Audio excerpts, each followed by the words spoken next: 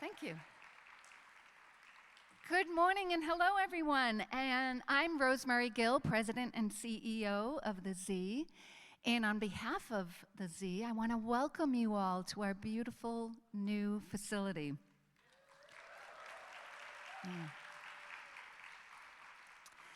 I'd like to, excuse me, pollen. I'd like to acknowledge this land we occupy today. The Wampanoag people used this riverfront land for thousands of years prior to colonization. The Zeiterion honors the Wampanoag community, their elders, both past and present, as well as future generations. It is an incredible honor and thrill to have you all here today. I can't see you, but how many of you have been to the Z before? All right. Little bit changed maybe before the last time you were here. For those of you who are visiting for the first time, the Zeiterion was built by the Zeitz family in 1923. There were once 17 theaters in downtown New Bedford alone. The Z is the last one operating as a theater. In 2024, we embarked on a $37 million capital improvement project that restored and renovated all 4 floors of this building. It was a project more than a decade in the making and required an extraordinary amount of advocacy, partnership, persistence, and belief. It happened because artists, community members, elected officials, funders, business leaders, and advocates came together around a shared conviction that this building matters, not just because it's historic, but because of what happens inside it and who comes through its doors. This past January, we reopened after 18 months of construction. It has the same historic charm and lots of improvements. We maximized space, modernized the facilities, increased comfort, attended to deferred maintenance, and addressed accessibility. Everything here inside of this theater has been lovingly restored. You'll notice around you, the muses and ceiling mural have been repaired and repainted, all to the original color. New seats. The chandelier was cleaned and rewired. We added a ramp for accessibility. There are also internal changes for our organization. We are in the second year of an ambitious strategic plan. Our vision for the future is to completely reinvent the model for a performing arts center from the inside out, to make it an organization not just for the community, but with the community. For those who didn't feel welcome, we have a plan to change that.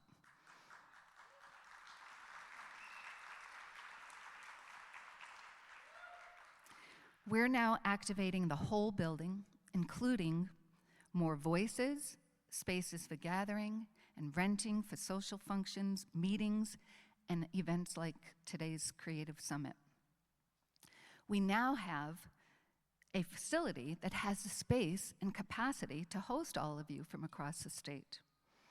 Our work in the creative sector constantly faces challenges, which we certainly faced with our capital project. Gatherings like this with fellow arts and cultural organizations remind us why we do what we do. That art is for art's sake is essential to our humanity. That introducing students to the performing arts makes good citizens. That art is a powerful tool for social justice, all while having a real economic impact. In addition to sharing information today, it's also an opportunity to share positivity and to inspire one another to bolster us for the work ahead. Thank you to MASSCreative for having your Creative Summit here today, and thank you for joining us to the new Zeiterion. And now, I'd like to turn it over to Emily Ruddock, Executive Director for MASSCreative. Fell off my jacket. Good morning, everyone. Good morning. Oh, thank you, Rosemary, and thank you to everyone at the Zeiterion. It has been a true joy to work with you all, and it is one thing to build a building. It is another to build a building that is filled with love and joy, and Rosemary, you and your team are doing that every day. Thank you so much.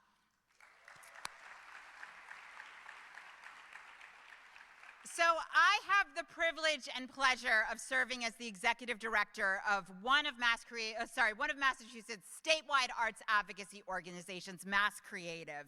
And I'm so glad you have all joined us today. 2 years ago, this is our third annual summit, we were sitting in our offices and thinking, could we do this? Could we bring people across the Commonwealth together to center a conversation around cultural policy, around advocacy skill building, and around community power building? Could we do that? And the answer is yes, we can, because all of you showed up. And so in this, our third annual summit, we have every year doubled our attendance. There are 350 of you in this audience right now. There are more of you joining us live streaming from your corners of the world, and we're so glad you are all here with us. I want to take a moment to recognize that this did not happen by accident. It happened largely thanks to the advocacy and the conversations we had with Margot Saulnier of New Bedford Creative. And thanks to Margot, who is an amazing organizer, we put together a host committee to help us plan today. These are members not just from the South Coast, but from across the Commonwealth. If you wouldn't mind standing up now if you're a member of the host committee so that we can thank you and acknowledge your work.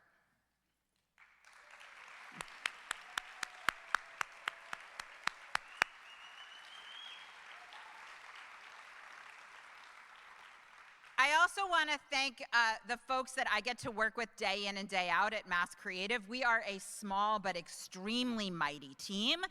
So if Kelsey and Anissa wouldn't mind standing, and I also have the pleasure today to introduce our brand new Director of Organizing, Leilani Oscar. If you wouldn't mind the three of you standing. None of us are in the room. They are all busy with tasks. There's Leilani. Okay, everyone, here's your first to-do for the day. Say hello to Leilani. Leilani is an amazing community organizer and political strategist, and she has big shoes to fill with Richeline's departure, but we are so glad Leilani is on Team MASSCreative. The other group that works with us day in, day out is our board members, and I know we have a few board members. We actually have a founding board member of MASSCreative in the room, Irene Buck. Irene, thank you for being here with us today. And we also have a board member, Harold Stewart. Thank you for being with us and for continuing to partner with us on this work.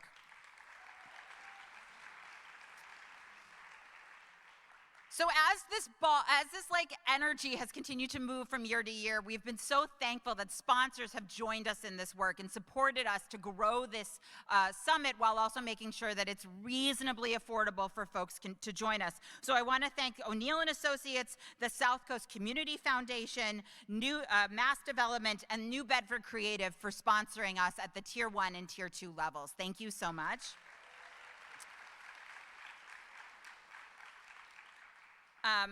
And I also want to thank our new partners, 8 Stratton Events, who have planned this event with us.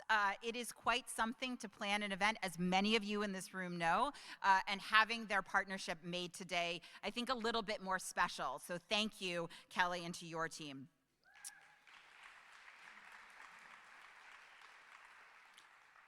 Okay. We all came together, many of us came together last year in Northampton, and many of us were still reeling from executive orders that had been signed seconds after the swearing in of the president. Many of us had received emails and letters letting us know that our grants had been canceled or rescinded. Some of them ended up in a spam inbox, and then at 1 o'clock in the morning discovered that an entire funding for humanities, the National Endowment for the Humanities, had disappeared overnight. These are challenging moments. I think many of us last year were still a little bit processing, and now we've had a year to process and to feel what that's like.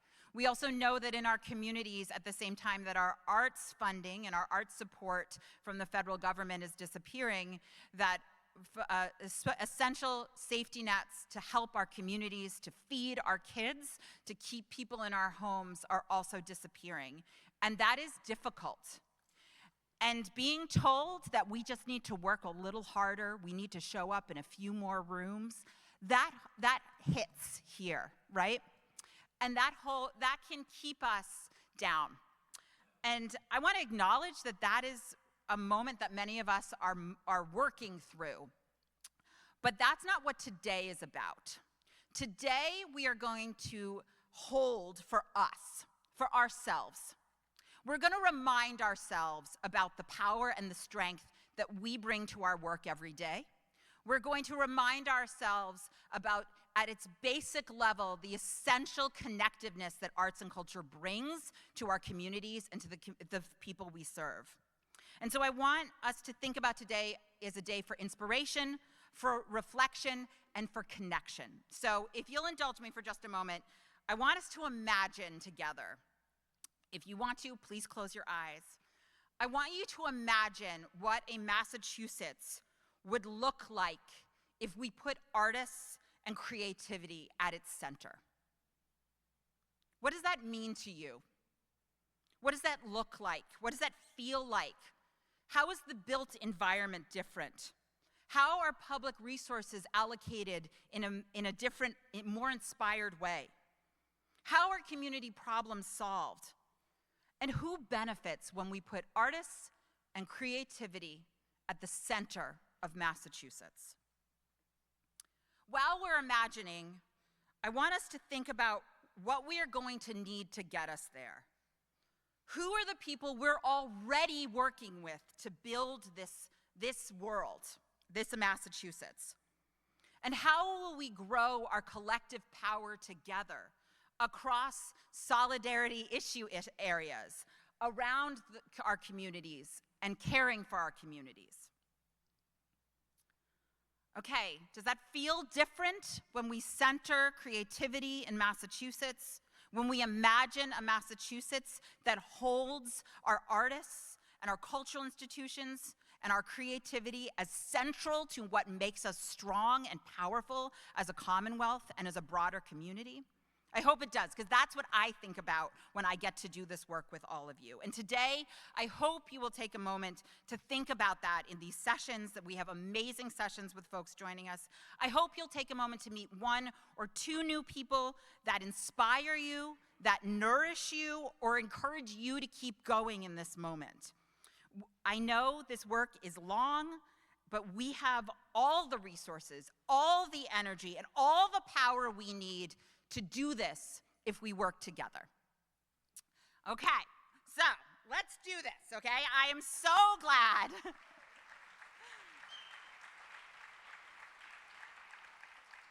I'm so glad that together we also have champions across elected office, and I want to acknowledge that Elizabeth Tevis Rhoda from Congressman Keating's office is here. Elizabeth, thank you so much for being here. Representative Willett is here. These are folks that we don't have to explain to them why arts and culture matter. They know it, they feel it, they see it in their communities every day. And I'm also very excited now to introduce Mayor Mitchell to the summit. Mayor Mitchell is New Bedford's 38th mayor. He has been a strong leader whose work has focused on elevating residents' quality of life in every neighborhood. Mayor Mitchell also is an exceptionally strong champion for the creative sector and was nationally recognized for his work in 2023 when he received the Public Leadership in the Arts Award from the U.S. Conference of Mayors and the Americans for the Arts. Thank you, and let us welcome to the stage Mayor Mitchell.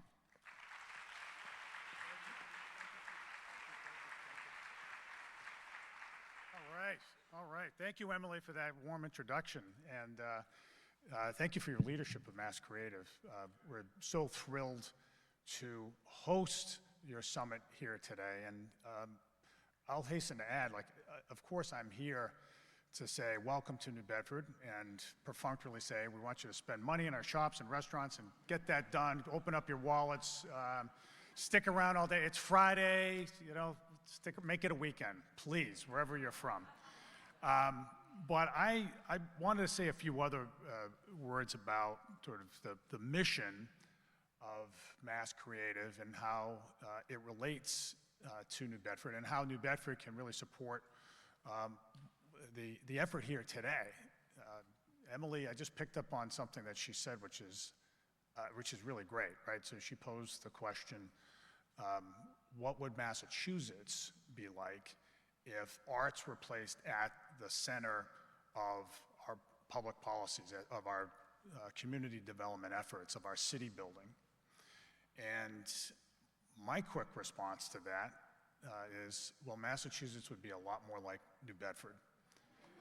And those in New Bedford here know exactly what I'm talking about. So for those of you who are visiting, especially for the first time, let me tell you why.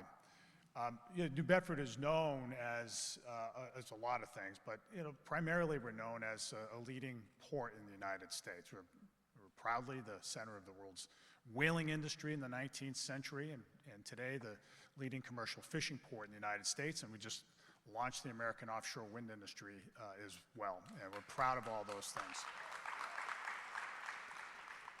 But if you didn't know, you will know, certainly by the end of the day today, that New Bedford is a national leader in the arts. And this isn't something that we just came up with in the last few years, although we've done a lot of work, and I'll touch on that in a second, to promote the arts. But New Bedford's, we have in policy circles, of course, people say, well, if you support the artist, other good things will happen, and that's true. But we haven't attempted to superimpose arts on a place that didn't exist. The arts in New Bedford, the arts are as big a part of New Bedford as certainly the maritime connection. It goes all the way back to the 19th century, when you had leading artists that came out of here like William Bradford and Alan Pinkham Ryder, Albert Bierstadt, and so many others, many of whom were patronized by whaling merchants and who really established themselves at a national level. But it was also then the creation of major arts institutions here, as well as, and this is the most important thing, an ecosystem of artists. New Bedford is a place that likes to experiment, that likes to try new things, that likes to get out there a little bit. Melville once said in Moby Dick in Chapter 6, New Bedford is a queer place, right? New Bedford is different. It sort of defies easy categorization, and we embrace that, right? And so that's sort of the soil that is here and has been in place for a long time. And our efforts in the last decade or so is simply to cultivate it, to bring out the best. And so we've done that over many years. We have established the city's first cultural plan, which has really given us some level of guidance about where we're going, where the resources come from to cultivate the arts, to accentuate what we do. We created the first arts fund in the state that is funded by hotel tax receipts, and this is something that's, yeah, thank you. And with that fund, we hired the city's first cultural coordinator, Margot Solnian. I know she's here. I can't see her. I know she's here because she wouldn't miss her, and everybody knows her anyway, so she needs no introduction. But she has run point on our efforts to cultivate the soil here. And so we had in the last few years some opportunities to do some big things, but especially with COVID money coming in. There's no city in the country that committed more COVID relief funds to the arts than New Bedford. None, hands down. You were sitting in a theater, yep. Amid some level of criticism, we put $5 million into the restoration of this Performing Arts Center of COVID funds, and behold what it has wrought. It brought in a whole lot of private funds and state funds, and now we get to do this. And then you see things like the Whaling Museum's new art museum that's being built right now. The New Bedford Art Museum benefited all these cultural institutions, the Star Store. So we are serious about investing in the arts, but we also created something We also supersized our arts fund by creating a larger grant program for working artists. I know there's some of you here today who benefited from it. So we think those investments will continue to pay off for a long time. I say all this because it is a big part of our economic development strategy. It does bring capital to the city. It does bring visitors. It attracts investment. So the economic development dimension of our work in the arts is really important. But there's something else here at work as well. We just believe that as part of our identity, we should embrace new things. The world's always changing, and we should be on the lookout to say, you know what, that's pretty cool. Let's try it. Let's just try something new. It's okay to be different. It's okay to break things along the way. We're good with that. Like the Bud Light commercial used to say, we're up for whatever. So we're up for whatever. So if you've got whatever, we're up for it. But we also know that having a place where arts is embraced, where it's readily available, where it is the topic of conversation, and even better, a basis for people connecting with one another, leads to a city that has greater belonging. And these days, that is the coin of the realm, feeling like you're a place where people can connect, where people can trust one another. Arts has a big role in it. And I will hasten to add, too, and I'm sure this will be a topic for today, this is becoming more important with the emergence of artificial intelligence. AI creates what people refer to as art, right? But it's all derivative. It's based on things that already exist. True art is about originality. It's about something new. And so these days, cities, I think, should be doubling down on creating a place where novelty is exalted, where new things or people created stuff, whatever it is, whatever medium, is something that we all celebrate, and a place where the people are at the center of that creativity. And so today, I hope that's part of the discussion, because it's going to be part of the discussion for the foreseeable future. But you guys are here in the right place to have that discussion. We love that you're here today. We hope you have a fabulous time in our city, and we thank you for contributing a little something to our city in the long run. Thank you.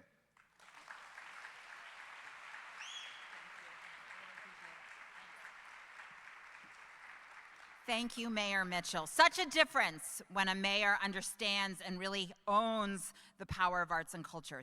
Thank you so much, Mayor Mitchell. I'd now like to introduce and welcome State Representative Tony Cabral, another champion for the creative sector in his community and at the State House. Representative Cabral represents the 13th Bristol District and serves as the House Chair of the Joint Committee on State Administration and Regulatory Oversight. He also leads the Gateway Cities Caucus and the Portuguese American Caucus.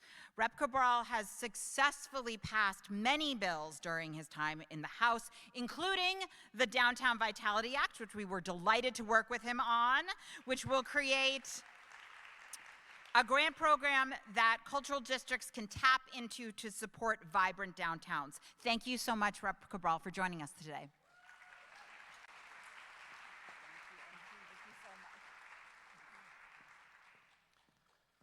Well, good morning. How about, let's imagine, using Emily's presentation this morning, just imagine, and I'll leave it for you to imagine what it means. Let me begin also by thanking again and recognizing the delegation from Greater New Bedford, the legislative delegation. We have with us here Steve Wallett, Representative Wallett.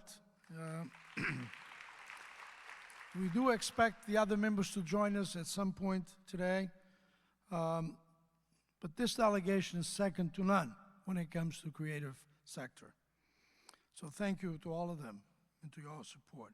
But let me begin by thanking MASSCreative and Emily and Kelsey for bringing all of us together, artists, cultural leaders, educators, advocates, public officials, and community organizers from across the Commonwealth. The fact that this room exists is a reminder that the creative sector is not a niche industry. It is a vital part of Massachusetts' economy, identity, and civic life. The creative sector is not only a powerful economic engine supporting jobs, attracting visitors, and generating activity for local businesses in downtown districts, but it also enriches our democracy, our neighborhoods, and our sense of belonging. In gateway cities like New Bedford, arts and culture have played a central role in revitalization efforts, helping transform underutilized spaces into vibrant community assets. Strong creative economies and strong downtowns in main streets and main squares go hand in hand. Artists, cultural organizations, small businesses, and residents all benefit when communities invest in places where people can gather, create, and connect. This is why I filed legislation, an act to establish Downtown Vitality Fund, as Emily mentioned. The goal is simple: create long-term support for local organizations and partnerships that help make our downtowns, our main streets, our main squares, vibrant centers of culture, commerce, and community. The legislation reflects a broader belief that the Commonwealth should be a stronger partner in supporting creative placemaking and cultural infrastructure. Imagine if we lead with creative economy. Supporting the creative sector requires more than appreciation. It requires investment. In the FY27 budget, House budget, I secured funding for organizations that strengthen New Bedford's cultural ecosystem, including AHA, the Zeiterion, as we are here today, and the New Bedford Festival Theater. These investments recognize that arts and culture are not extras to be funded when times are good. They are essential to thriving communities.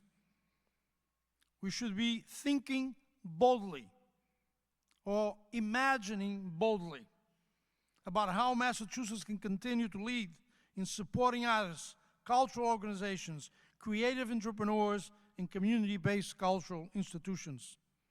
The work happening in this room matters because lasting change comes from partnerships between advocates, artists, local leaders, and policymakers.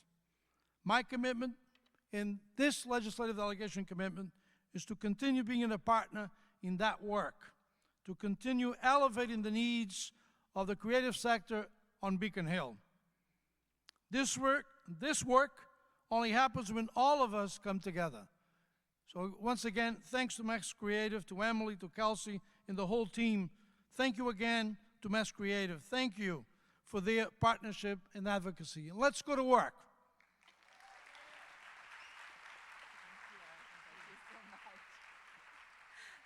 Thank you, Rep. Cabral. Finally, I'm really delighted that Maureen Flanagan, the District Director for Senator Rodrigues' office, is here to join us with some greetings from Senator Rodrigues. It's important to note that since Senator Rodrigues was appointed Chair of Senate Ways and Means, we have seen year over year increases to the state budget for Mass Cultural Council, for our libraries, for the things that we care deeply about. And that doesn't happen by accident. That happens because we have a champion sitting in that seat who is thinking about this work. So thank you, Maureen, so much for joining us this morning.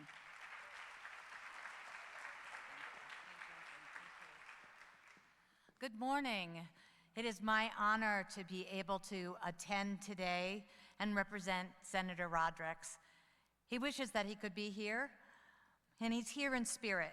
And as others have attested to, he's here not only in spirit, but in commitment on a professional basis, day after day, to support all of you in your endeavors. Arts and culture is a connector for all communities. It breaks down barriers. It breaks down those barriers between communities. We know that each and every one of you who are part of this creative community, you're here because of something that drives you, your talent, your passion to create. Even when money is not there, your brain and your soul keeps moving. You keep coming up with ideas and plans and projects. For the people who are behind the scenes, like Senator Rodrigues, Representative Cabral, and the other legislators here that support you, we get you. We hear you, we see you, and we want to encourage you today to use this time to work together, to continue to be the wonderful people that you are, the wonderful artists that you are. We are relying on you to continue that work. We thank you for everything that you have done and everything that you will do. And the Senator Rodrigues extends his thanks and wishes you well today and all the days. May you have a happy and healthy summer and continue to create and blossom and grow. Thank you.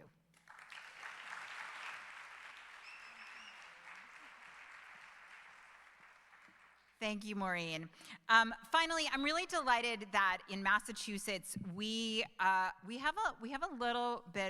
the envy of other states because we have such a strong and robust state arts agency in the Mass Cultural Council. The Mass Cultural Council is a critical example of arts and culture as civic infrastructure.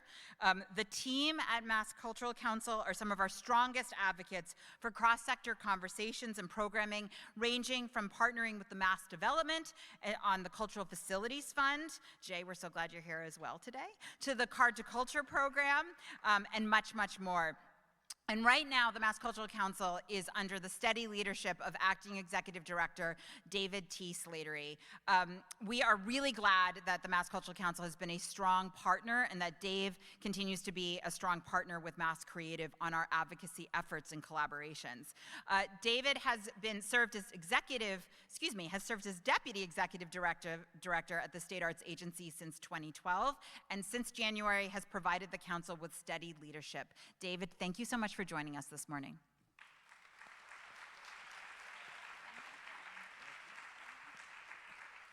Yes, thank you, Emily. Thank you so much.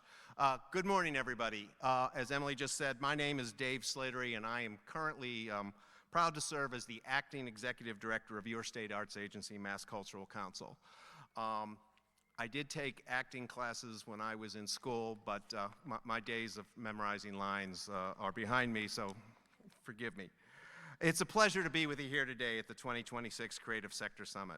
Thank you again to Emily and to the MASSCreative team for putting this together, the host committee, and to Rosemary and everybody from the Zeiterion, and all the partners who have brought this together. And I really want to thank Chair Rodrigues' office, Rep. Cabral, and Mayor Mitchell for their remarks earlier, their leadership and for their leadership in supporting Massachusetts communities. These folks have been true standard bearers for us over the years, and I understand Rep. Willett is also here in the audience, and I want to acknowledge all of them, and again, just to double down on how important it is that we have such strong representation for the arts in Massachusetts, let's give them another round of applause. Yeah, you never regret appreciating people that help you out. On behalf of the Governing Council and the staff of Mass Cultural Council, welcome. When we talk about arts, culture, and creativity, we often talk about the economic impact. We all know that this impact is quite significant. We know that the creative sector supports jobs, drives tourism, strengthens local business districts, enhances competitiveness, and contributes to the vitality of communities across the Commonwealth. But the theme of this year's summit invites us to think even more broadly. It asks us to consider arts, culture, creativity as part of the basic underlying civic infrastructure. Infrastructure is what connects us. It's what makes communities function, adapt, and thrive. And just like roads, schools, libraries, parks, public safety, energy, and other public goods, we know that cultural infrastructure creates the conditions for making life worth living, and senses and qualities of belonging, participation, and resilience. Arts drive creativity and help us imagine new possibilities. Culture creates spaces where people gather, learn, celebrate, and engage with one another. Creative workers contribute to and sometimes actually create community identities and shape the stories we tell about who we are and what we aspire to be. We see this work happening every day in every corner of the Commonwealth. At Mass Cultural Council, we see it through the work of the local cultural councils that bring neighbors together through community-based programming. We see it here in the cultural districts, and I should note that we are right here today in the middle of the New Bedford Seaport Cultural District, where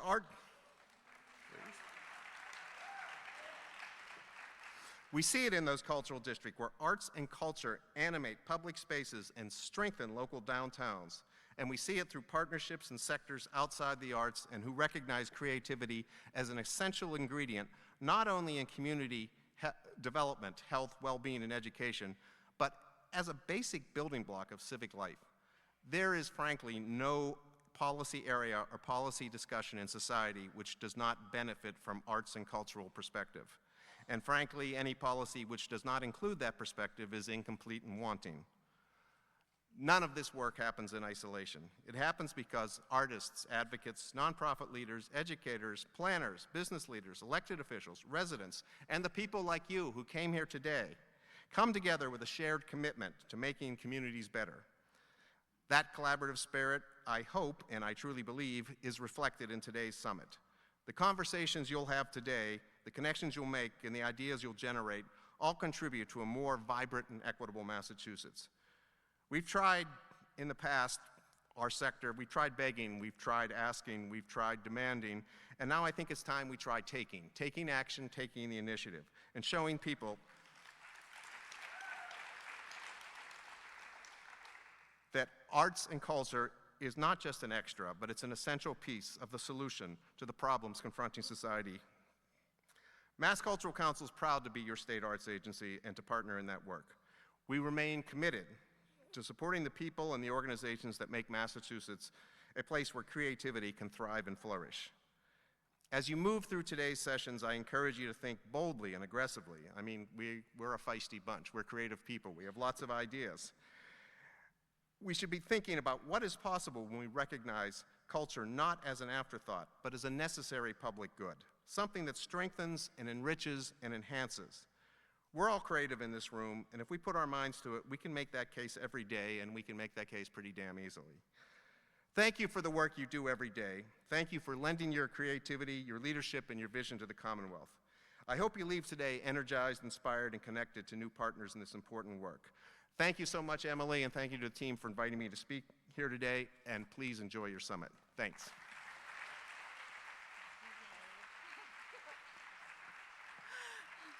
Thank you, Dave. Really appreciate it. Okay, I have a couple of brief housekeeping notes before I have the pleasure of introducing someone I think we're all going to be really inspired by this morning.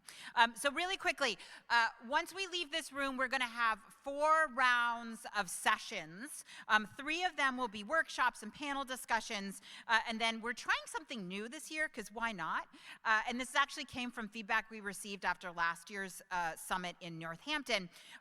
Our second session will actually be some facilitated conversations. So you may have noticed on the back of your name tag, you got a location. This isn't so we can play a live action version of Clue. Those are the rooms we would like you to go to so that we can have some facilitated conversations. Members of our host committee and MASSCreative's team will be there. This is an opportunity for you to meet someone new, to ideate together, to be nourished together. So I hope you'll join us in that second session around that. The other thing I want to flag is that for lunchtime, we will have our box lunches in the lobby, but diagonally across the street in the Star Store, we are hosting 2 different art activations, and we're really hoping you'll join us over there for 2 reasons. One, let's have a moment, a break for creativity and art activation, but also thanks to the Arts and Business Council of Greater Boston, led by Jim Grace, and thanks to Matt MacArthur and Fallon at the Star Store, that building is being reimagined for art creative workspace once again, and we are so thankful for them for doing that essential work.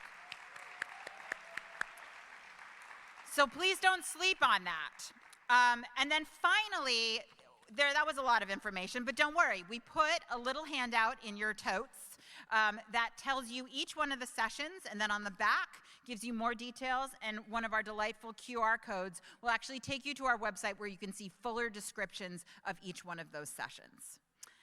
Okay, so it is really a distinct honor to get to introduce Maia Livramento, or Maze.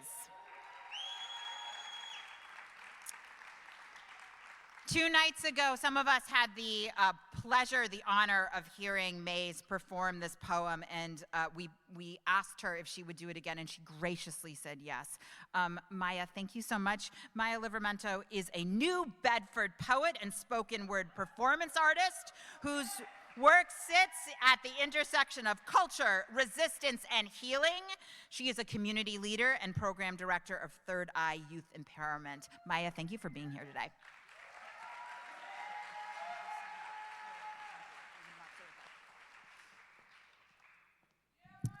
Hey, good morning. Secret City, what's up?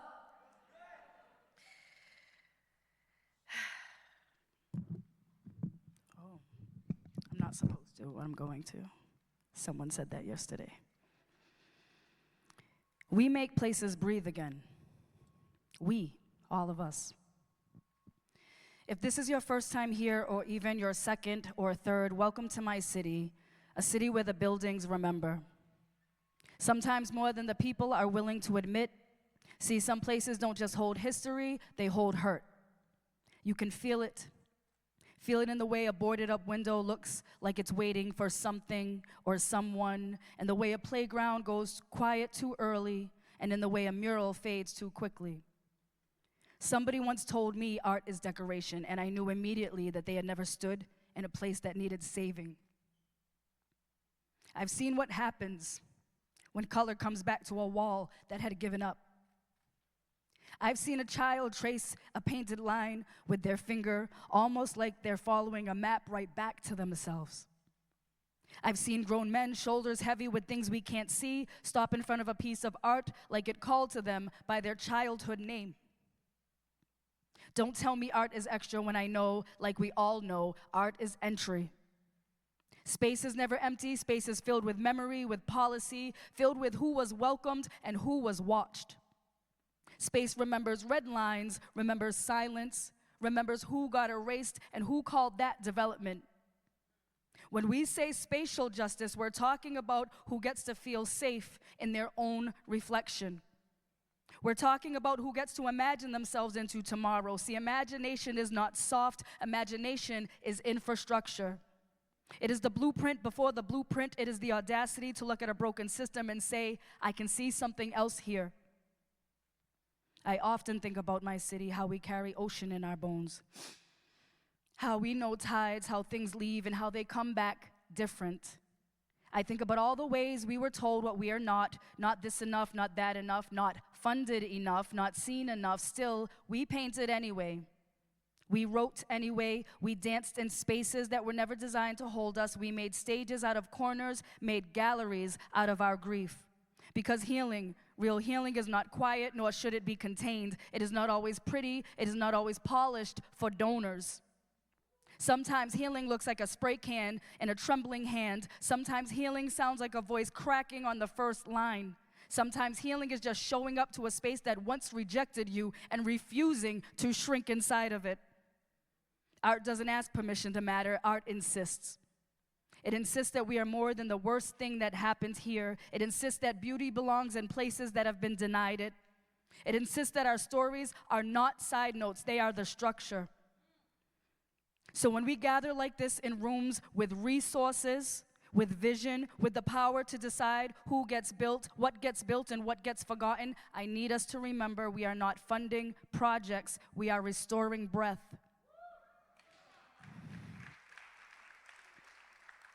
We are not installing pieces. We are interrupting absence. We are not supporting artists. We are trusting the people who know how to translate pain into possibility. Because somewhere right now in a city just like mine, a kid is walking past a wall that could either tell them nothing or tell them they belong. That difference, that small sacred difference, is everything. And I know rooms like this, rooms full of beautiful minds, big hearts, and careful language. People truly trying to build something more humane than the world we are inheriting right now, and that matters. But intention alone has never kept the lights on in an artist studio. Intention alone has never protected a cultural worker from burnout. Intention alone has never stopped a neighborhood from being erased right after it becomes beautiful again. So today, I'm asking that we remember something deeper than admiration. Do not just applaud the artists who know how to survive impossible conditions. Ask why survival is still the requirement. Because every city says they love artists until artists need rent. Every city says they believe in public healing until healing requires long-term investment. Every institution says they care about community voice until that voice comes messy, grieving, loud, honest, and uncurated. But real art, the kind that changes people, has never been tidy. The mural and the movement have always belonged to each other. The poem and the protest, the song and the survival, the dance and the dignity. This has always been sacred work. And sacred work cannot survive on scraps and symbolism. Not if we mean it, not if we mean all the words we love to print in programs: equity, justice, community, healing. These words are expensive words.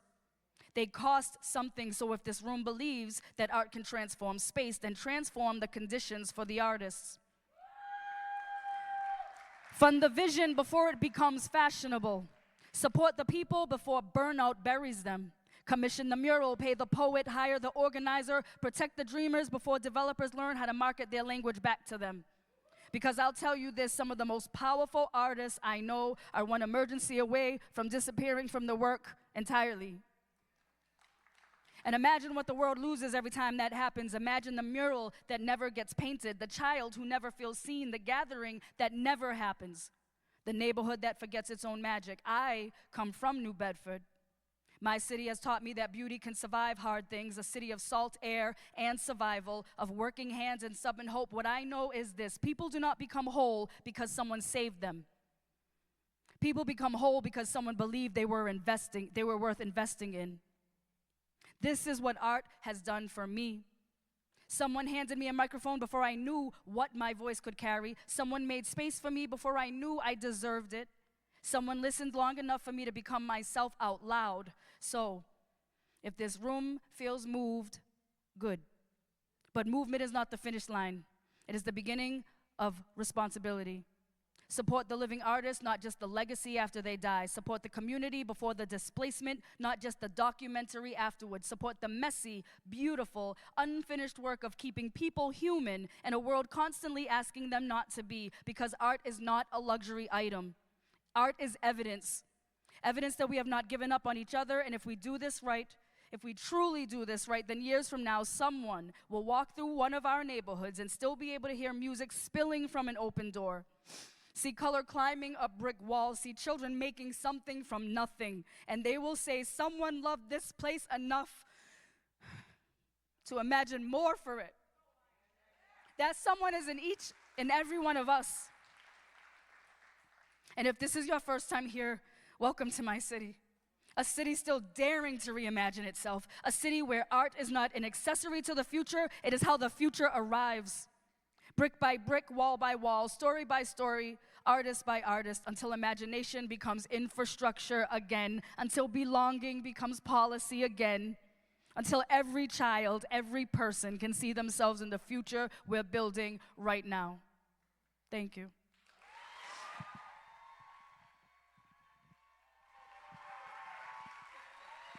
Thank you so much. Thank you. Thank you for giving us